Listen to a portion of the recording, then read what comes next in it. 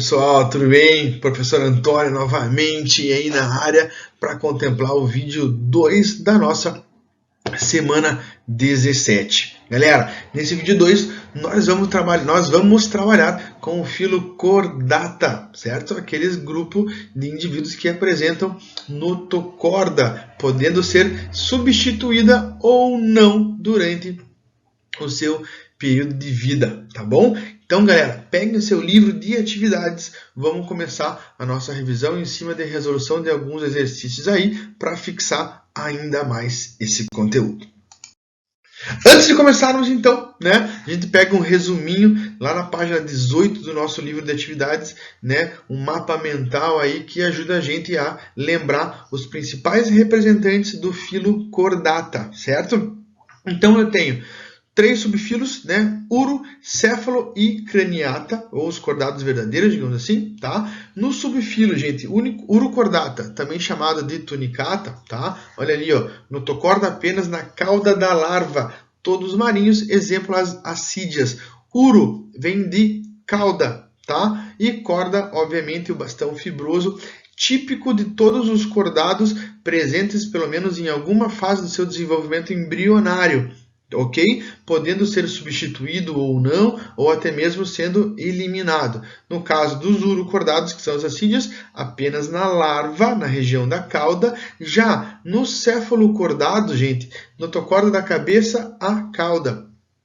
E eles são indivíduos chamados de protocordados, onde a notocorda é persistente no indivíduo adulto, ok? Então, o anfioxo, né, que é um pequeno verme marinho, ele possui notocorda a sua vida inteira. Já no subfilo craniata, né, que são os vertebrados, aquele que tem crânio, por isso está entre parênteses ali, né, o vertebrata, na verdade se dá em relação ao crânio. Por quê? A gente vê aqui no caso de alguns peixes agnatos, né, sem mandíbula, no caso da lapreia, do peixe bruxa, ou também chamado de feiticeira, eles são invertebrados, certo? São craniados, mas invertebrados, com notocorda persistente, inclusive, tá? Mas, na maioria dos casos aqui, ó, substituído pela coluna vertebral, presença de caixa craniana e endoesqueleto. Já os gnatos tomados, aqueles que têm mandíbula, que justamente favoreceu o maior porte de animais, variedades de dietas e assim por diante, contemplando aí peixes, anfíbios, répteis, aves e mamíferos. Então, vamos resolver algumas questões do nosso livro de atividades? Bom, a nossa tabelinha clássica, isso ajuda muito a gente a lembrar vários termos, né? O filo cordata pode ser dividido em 3 subfilos. O tunicata, que apresenta uma túnica de revestimento, um animal bem parecido com uma esponja, né? Morfologicamente falando, porque fisiologicamente falando é completamente diferente, são os urocordados, as assídeas. Os cefalocordados, os anfioxos e craniata, também conhecida como vertebrata, tá bom? São animais triblásticos, deuterostômios e com simetria, 2 partes, bilateral. As características exclusivas dos cordados, em alguns casos, não se mantêm no adulto.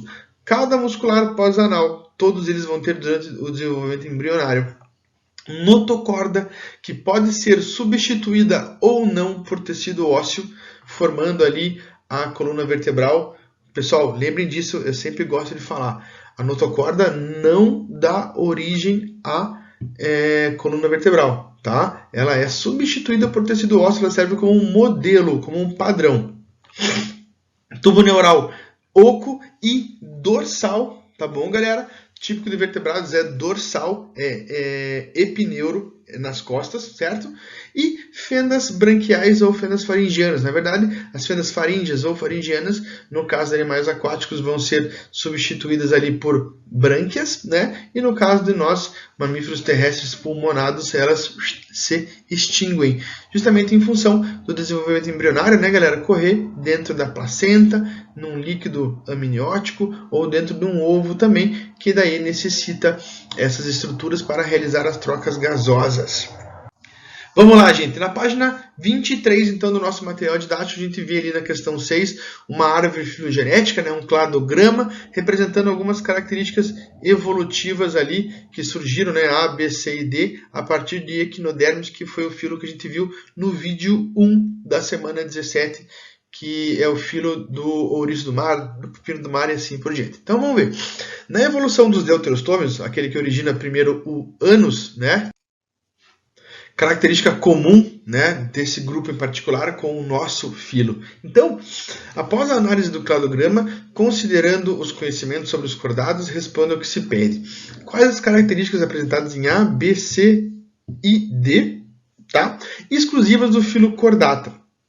Gente, a gente viu no slide anterior as 4 principais características, tá? A cauda pós-anal, as fendas faringianas, sistema nervoso dorsal e oco e a presença de notocorda, certo? Então a gente vê aqui, ó, notocorda, tubo neural oco dorsal, fendas faríngeas, cauda muscular pós-anal, tá? A gente compartilha uma origem embrionária comum em relação ao ânus, né? O destino do blastóporo, tanto de equinodermos quanto de cordados, são deuterostômios, tá? E só, digamos assim, tá? Após disso, típico de cordados, notocorda, tubo neural, fendas faríngeas e cauda muscular pós-anal, certo? E depois aqui a gente analisa, né, no cladograma, o clado de urocordata, notocorda restrita à região caudal, né? A divisão do corpo, a metameria, a assídia, que é um urocordata, ela é muito similar a uma esponja morfologicamente, né, que a gente falou para vocês anteriormente.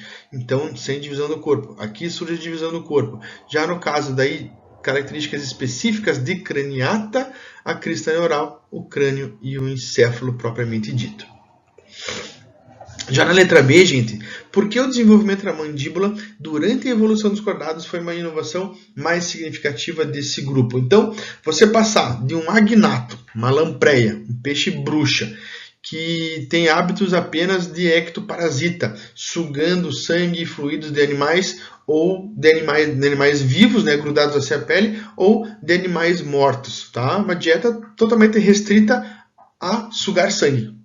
A partir do momento que surge mandíbula, com diferentes tipos de dentes, disposição e tamanhos, isso favorece uma riqueza alimentar, uma variedade de dieta tremenda, né, gente? Dessa forma, então a gente vê ali, ó, que a mandíbula possibilitou a melhor exploração e ocupação de novos nichos ecológicos. Nichos ecológicos é como, né, nos termos da ecologia, é como os animais vivem, é como os animais se reproduzem, namoram, buscam alimento e assim por diante, tá? Então, também otimizou a capacidade de captura de presas e defesa contra predadores, apresentando daí uma vantagem competitiva em relação a animais sem mandíbulas.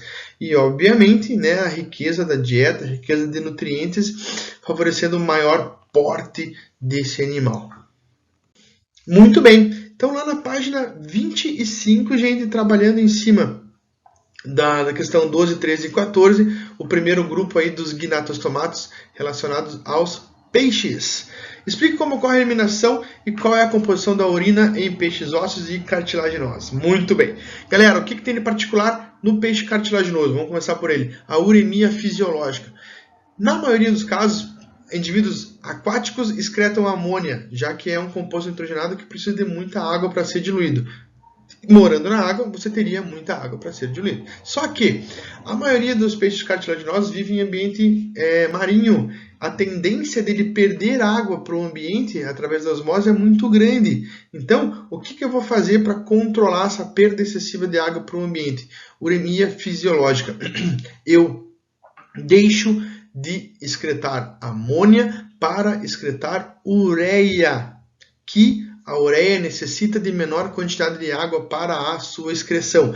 Dessa forma, um peixe de ambiente marinho que já perde água para o ambiente por natureza vai economizar um pouco na sua urina. Então, a urina desse tipo de peixe cartilaginoso geralmente ela é mais concentrada, tem um menor volume de água se comparada a outro tipo de peixe. Além do que, peixes cartilaginosos tomam água, galera. Justamente, não necessariamente peixes cartilaginosos, peixes marinhos, tá? Tomam água para fazer o controle. Diferente de peixes ósseos, que excretam amônia, tá? Não necessita tá economizando na urina, já que o processo deles é ao contrário. Peixes ósseos, a concentração osmótica no seu interior é maior do que o meio, já que a maioria vive em ambiente de água doce, dulcícola. E nisso, a tendência desse animal é ganhar água. Então ele precisa fazer um xixi bastante diluído. E esse tipo de peixe não bebe água. Ok? Então ali, ó, peixes cartilaginosos, ureia, e a sua eliminação ocorre pela cloaca, né, o famoso 3 em 1, né, digestório, excreção e reprodução. E nos peixes ósseos, a principal produto de excreção é a amônia liberada através do orifício urogenital. Além dessa complementação que a gente fez em relação ao equilíbrio osmótico em peixes tanto ósseos como cartilaginosos de água doce e salgada. Número 13. Explique como a bexiga natatória está relacionada ao deslocamento de peixes ósseos na água, já que peixes cartilaginosos não possuem bexiga natatória. Galera, o inflar e o desinflar da bexiga natatória, seja ela ligada ao tubo digestório, absorvendo oxigênio da superfície, ou uma presença de vasos sanguíneos que a enchem ou a esvaziam com gás, faz com que a variação na pressão promova a flutuação e o mergulho, digamos assim. Então, quando a bexiga natatória se enche de ar, ela possibilita que o peixe se movimente do fundo para a superfície, e quando o peixe está mais próximo à superfície, desce em direção ao fundo, quando a bexiga natatória esvazia. Beleza? Questão 14, verdadeiro e falso, corrigindo e justificando. Beleza. A linha lateral a linha lateral permite a percepção do campo elétrico na água. Não, gente. Percepção de campo elétrico é uma estrutura que vai estar relacionada às ampolas de Lorenzini, presentes ali na região do focinho de peixes cartilaginosos, tá? A linha lateral ela vai perceber movimentação, alteração no movimento da água para fugir de uma presa, para seguir um caminho e assim por diante, tá? Letra B. Os peixes são animais dioicos, sim, né? Tem o macho e tem a fêmea. Não necessariamente possuem dimorfismo sexual, que é aquele caso quando você consegue diferenciar qual é o macho e qual é a fêmea, mas sim, eles são dioicos, não são hermafroditas. Letra C. As ampolas de Lorenzini são mecanorreceptores. Não, são eletroreceptores. Um mecanorreceptor seria, exemplo, a linha lateral, que percebe alterações aí na pressão da água. Tudo bem? A letra D. A maioria dos peixes é ovípara, mas existem algumas espécies vivíparas. Sim, tubarões, né? Tem os 3 tipos de desenvolvimento. Questão 17, galera, sobre os anfíbios, tá? Então, mencionar estruturas, modificações que favoreceram essa sobrevivência no ambiente aquático e terrestre. O que a gente tem aqui, gente? Então, epiderme com glândulas, que vai manter a pele úmida para sobreviver ali em meio, né, terrestre, evitando assim a dessecação, a desidratação ou a perda excessiva de água, certo? E o desenvolvimento de membros, galera, ser tetrápodes. As nadadeiras ali se transformaram em membros, facilitando o seu deslocar em ambiente terrestre.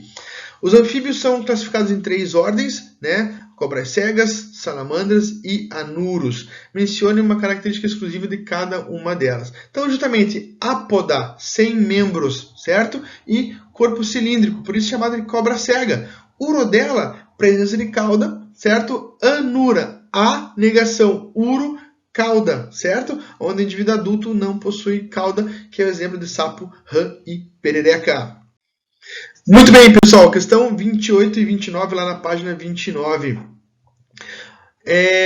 As aves ocupam várias regiões do globo graças a mecanismos adaptativos eficientes como manutenção da temperatura corporal, endotérmico, tá bom? Como fazem tolerar temperaturas abaixo de 40 graus como os pinguins? Elas, no entanto, mantêm semelhanças com répteis. Epiderme queratinizada? Sim, já é a resposta correta, a letra A, tá bom? Excreção na forma de ureia? Não. Ácido úrico. Glândula uropigiana? Sim, típica de aves que mantém as penas impermeabilizadas. Homeotermia? Ave sim. Répteis? Não. Presença de carena, aquele osso do peito adaptado ao voo? Ave sim. Répteis? Não. Questão 29 em relação ao filocordata, gente. É um filo com maior número de espécies, porém seus integrantes apresentam variações anatômicas e fisiológicas comportamentais bem diferentes. Então vamos ver ali, ó. As pombas excretam ácido úrico, que é pouco tóxico e pode ser eliminado com pouca água. É uma adaptação à vida terrestre ao voo? Sim, tá? Ter menos peso facilita o seu voo. A modalidade discreta, a ausência de bexiga, os ossos pneumáticos. O peixe é um animal que apresenta notocorda, cloaca, hematose, fecundação externa e circulação simples. Gente, está errado em função da notocorda. Ele tem notocorda no seu desenvolvimento embrionário. A fase adulta é substituída por coluna vertebral. Então, por isso que a 2 está errado. 04.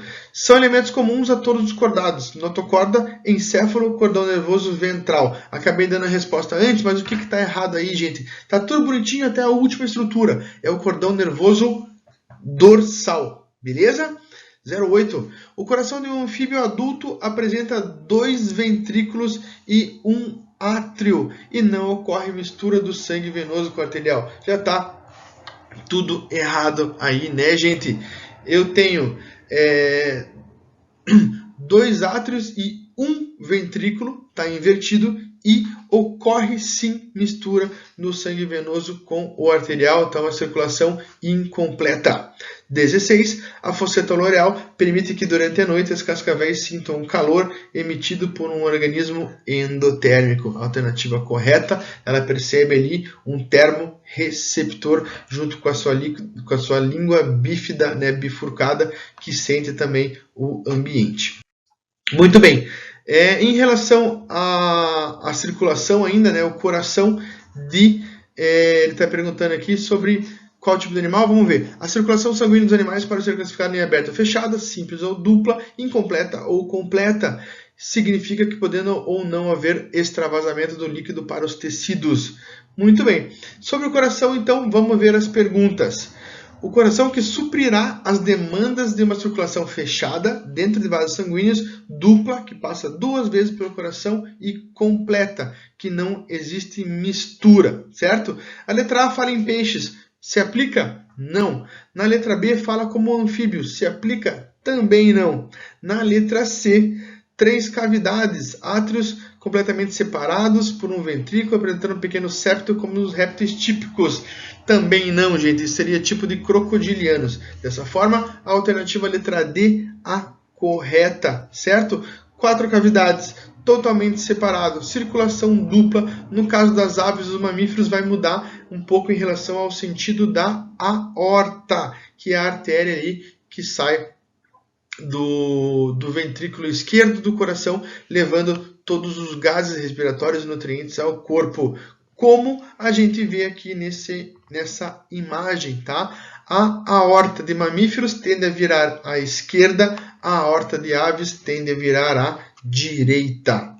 Na questão 36, então, do nosso livro didático, lá na página 31, do nosso livro de atividades, a gente vê aqui um gráfico que mostra a variação da temperatura corporal de 2 grupos de animais em relação à variação da temperatura do ambiente. Então, a gente vê ali que no B eu tenho uma certa estabilidade ali, começando entre os 20 até mais ou menos os 40 graus de temperatura ambiental, e na letra A, a temperatura do corpo acompanhando o aumento da temperatura em relação ao ambiente. Então, são 2 dicas bem valiosas aí na interpretação desse gráfico, certo? Então, dentre os anfíbios, aves, mamíferos, peixes e répteis, quais têm a variação da temperatura corporal semelhante ao traço A?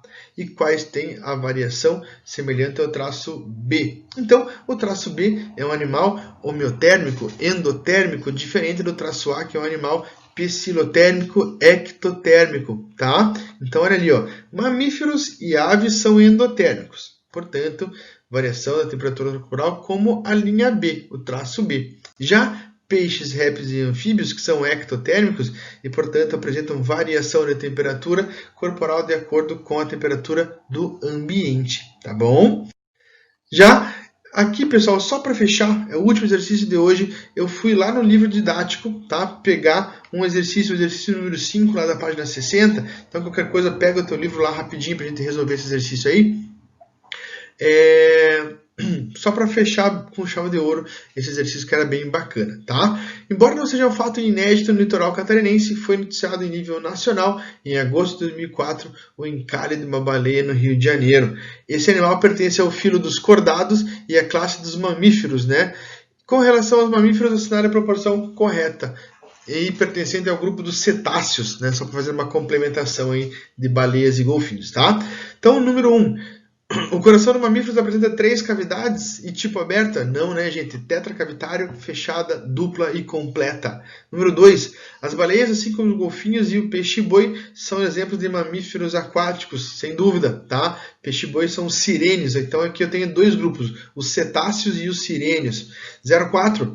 Os mamíferos terrestres tiveram sua origem evolutiva a partir de cetáceos, baleias que migraram para a Terra. Sim, evolutivamente falando, sim. Inclusive, analise por meio de convergência adaptativa e homologia, né? Os nossos membros do braço, os ossos do nosso braço, perdão, são exatamente os mesmos de uma nadadeira de uma baleia, tá bom? Só muda a pressão seletiva no ambiente terrestre e ambiente aquático. 08. A classe dos mamíferos apresenta representantes com membros locomotores modificados em asas, patas e nadadeiras. Gente, o termo asa, tá? Ele está relacionado a inseto, lembra? Então eu não posso aplicar aqui nesse exemplo. Existem mamíferos voadores? Sim, né? São aí os morcegos, mas não necessariamente. A definição de asa está relacionado a insetos única e exclusivamente. Vamos ver 16. Uma das principais características dos mamíferos é a presença de uma notocorda bem desenvolvida na fase embrionária e sua posterior transformação em tubo nervoso. Não, né? O tubo nervoso dá origem ao sistema nervoso central e a notocorda, no caso, ela vai ser substituída por tecido ósseo. Já a 32, a presença do músculo diafragma nos mamíferos permite a separação entre os pulmões e o coração. A função não é essa, né, galera? Ele vai ajudar nos movimentos na mecânica respiratória e não na divisão. Além do que, pulmão e coração estão mais ou menos, né, na mesma região aqui de mediastino que a gente chama. 64, durante a era dos grandes répteis, mamíferos como os mamutes coexistiam com os tigres dente de sabre. Não, né, pessoal? A época dos dinossauros são eras cenozoicas e paleozoicas completamente diferentes, tá bom? E é isso aí, então, gente. Espero que vocês tenham gostado, que tenha sido proveitoso aí o nosso trabalho do SPR Revisa e espero ansiosamente que a gente possa, né, continuar esse projeto, mesmo que de maneira presencial, dar continuidade, né, a esse projeto aí quando nós, o quanto antes, pudermos voltar às nossas respectivas escolas, tá bom, galera? Mas enquanto é isso, contem sempre com a nossa ajuda. O Sistema Positivo de Ensino está à sua disposição. Um grande abraço a todos e um ótimo segundo semestre. Tchau, tchau.